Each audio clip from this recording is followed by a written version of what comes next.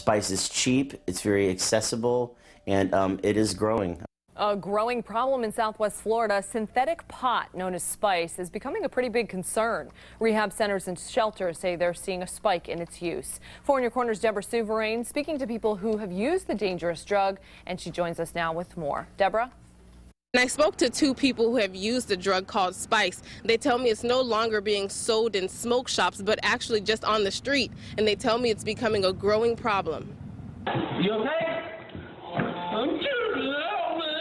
These are the images of people high on synthetic marijuana. The drug known as spice or K2 can ravage your body. This man didn't want to be identified. He says he's experienced the drug's harmful effects. I tried that one time. I will remember that I was on the ground and the ambulance came and they said that, you know, you was on weed spice. I was like, yeah, pretty much I did. His friend had a similar story. I feel dizzy, so I fell down.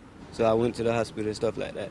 They both get help from the Salvation Army Outreach Center in Fort Myers, where this video shows a man high on spice. A spokesperson at the Salvation Army says it's a growing problem. We've seen a lot of increase in the use of spice, or individuals that look like they're on it. So where are they getting it? Undercover officers are finding spice in places like this smoke shop in Fort Myers, where a detective seized over 400 packages of spice 2 months ago. That business closed and Marley's smoke shop moved in. It was surprising because I worked here.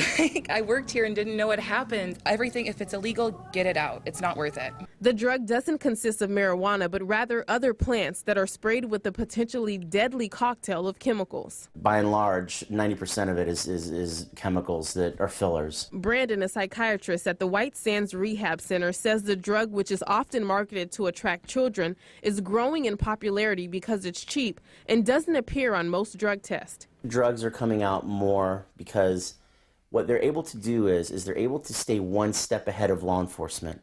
So what they'll do is they'll alter the chemical makeup, the molecular makeup of this, deeming it not illegal yet.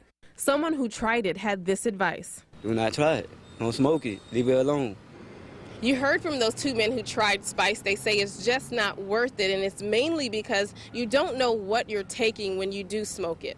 Reporting in Fort Myers, Deborah Souverain, Fox 4, in your corner.